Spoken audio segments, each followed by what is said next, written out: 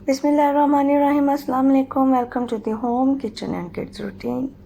हमारे चैनल को सब्सक्राइब कीजिए, बेल आइकॉन का बटन दबाइए और अगर आपको लगे कि हमारी वीडियोस अच्छी हैं तो फिर लाइक भी कीजिए। शुक्रिया।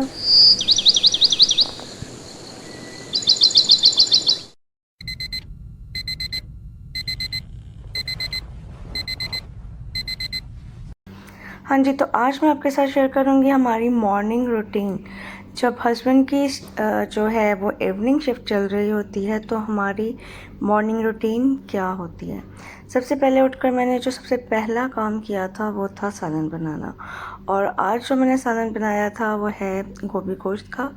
तो सुबह सुबह उठकर मैंने सबसे पहले सालन इसलिए बनाया क्योंकि हमें जाना था बाद में फ़िज़ियोथेरेपी के लिए। तो 11 बजे की मेरी अपॉइंटमेंट थी और तकरीबन 10:45 पे हमें घर से निकलना था।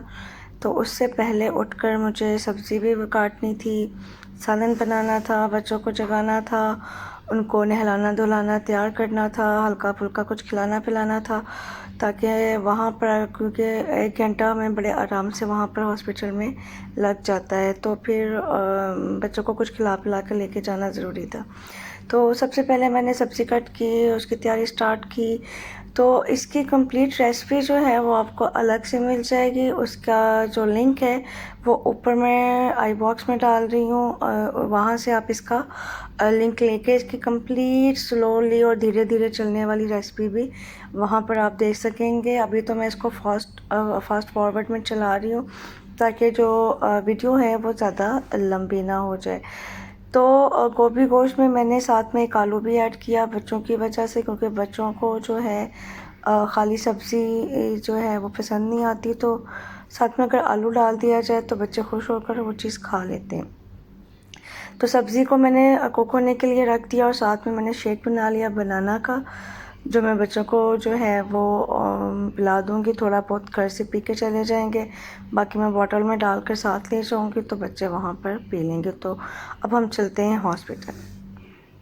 जी, तो यहाँ पर हम हॉस्पिटल से आ चुके हैं वापस। मैं जो है जाने से पहले आटा भी गूँध कर गई थी, अपनी डिश वॉशिंग सारी कंप्लीट करके गई थी। सालन मेरा डन हो चुका है। अपने हिसाब से जितना आपको गोभी को गलाना है उतना गला लीजिए। हमारे घर में तो फुल गली हुई गोभी ही बनाई जाती है और पसंद की जाती है, तो मैंने उस हिसाब से अपनी गोभी डन कर ली थी। तो अब बारी आ जाती है हमारी रोटियां और पराठे बनाने की। तो क्योंकि हस्बैंड को अभी 1:30 पर निकलना था अपनी ड्यूटी के लिए, तो मुझे उनका भी लंच बॉक्स प्रिपेयर करना है और साथ में हमारा जो है ये ना तो नाश्ता है ना ही लंच है, क्योंकि इस टाइम पे तकरीबन 12:30 हो रहे थे जब मैं ये जो है प्रिपेयर कर रही थी। पराठे शराठे जब मैं बना रही थी तो 12:30 बजे का टाइम हो रहा था। तो ना ही ये नाश्ते का टाइम होता है और ना ही ये लंच का टाइम होता है। तो बस ये एक हमारी मिक्स सी रूटीन होती है जब हस्बैंड की जो है वो इवनिंग शिफ्ट चल रही है, क्योंकि रात में बहुत लेट कर वापस आते हैं, सोते लेट हैं, तो सुबह भी फिर लेट उठते हैं।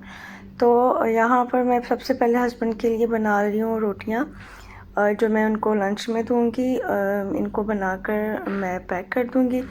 और इनके ऊपर मैं क्या करती हूँ, रोटी बनाने के बाद मैं थोड़ा सा जो बटर है ना वो ग्रीस कर देती हूँ, क्योंकि यहाँ से तो घर से हस्बैंड खाना खा कर जाते हैं, फिर जाकर इन्होंने क्या करना होता है कि अपना लंच बॉक्स जो है वो फ्रिज में रख देते हैं, और फिर जब दोबारा इनके डिनर का टाइम आता है तो फिर इनको माइक्रोवेव में गर्म करते हैं। तो अगर बिल्कुल ड्राई रोटी हो तो वो जो है अकड़ जाती है, तो फिर मैं बटर लगा देती हूँ ताकि रोटी जो है वो सॉफ्ट रहे, और जब ये निकालें फ्रिज से और इसको गर्म करें तो ये खाने के काबिल हो।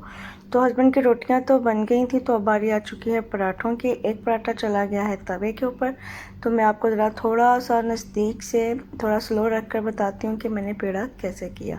सिंपली आपने एक छोटी सी रोटी बना लेनी है, उसके ऊपर आपने जो घी है, देसी घी मैंने लगाया है रोटी के अंदर, तो वो आपने लगा देना है और उसके बाद फिर आपने रोल करना है एंड देन आपने ट्विस्ट करना है और इसको घुमाते जाना है। रोल करके एक टायर की तरह की शेप दे देनी है। ट्विस्ट करते जाएं और घुमाते जाएं, ट्विस्ट करते जाएं और घुमाते जाएं, और जो एंड का एज बच जाएगा उसको अपने टॉप पर स्टिक कर देना और ये आपका पेड़ा तैयार है।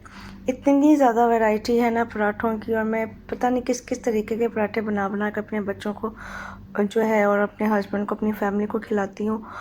इवन के समटाइम तो बच्चे एक दिन तो हरीम की फरमाइश आ गई थी कि उसको ट्रायंगल पराठा खाना है, तो मैंने फिर उसको वो भी बना कर दिया।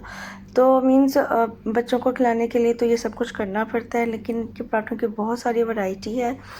तो पराठे के अंदर मैं देसी घी लगाती हूँ, लेकिन ऊपर मैं इसके ऑलिव ऑयल लगाती हूँ, क्योंकि ऑलिव ऑयल से ज़रा लाइट वेट।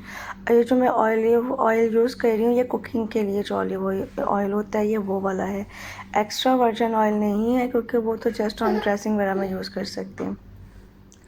तो यहाँ पर पराठे गर्मा गर्म साथ के साथ बन रहे हैं, आप देख सकते हैं कितने अच्छे इसकी परत बन रही हैं, बलदार हमारे पराठे क्रिस्पी हैं।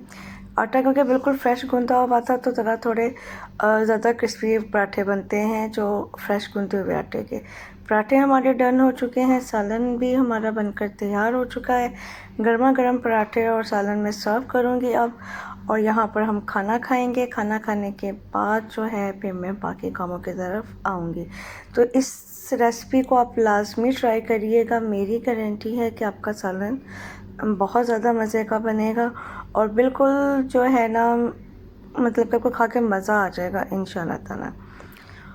अब जी खाना खाकर नाश्ता करके मैं वापस आ चुकी हूँ किचन में, और किचन में आकर मैंने स्टार्ट कर दिया हस्बैंड का लंच पैक करना।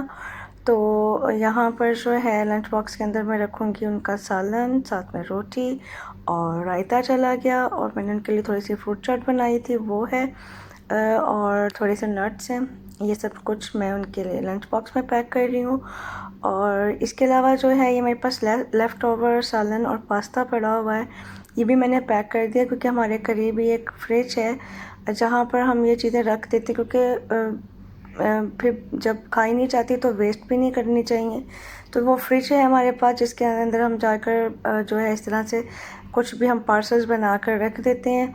तो फिर जो लोग मीन्स कोई वर्कर्स वगैरह या कार्स क्लीनिंग वाले, जो सफाई वाले होते हैं, कोई भी लोग जिसको जब भी भूख लगती है तो वो लोग वहाँ से सालन या जो भी खाने के लिए पड़ा होता है तो वो निकाल कर वो खा लेते हैं। तो चीज़ हमारी ज़ाया भी नहीं जाती, किसी के पेट में चली जाती है, तो हमारे दिल को ये तसल्ली होती है कि हमारा जो रिस्क है वो ज़ाया नहीं हुआ।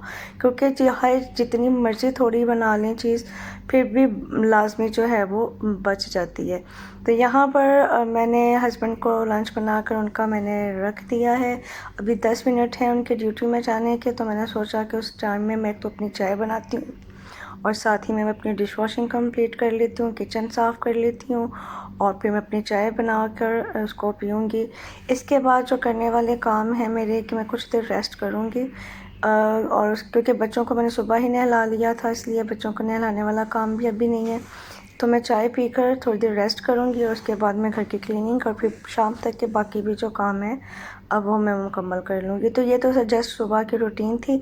अब मैं चलती हूँ रेस्ट करने। अपना बहुत ख्याल रखिएगा। अल्लाह हाफ़िज़।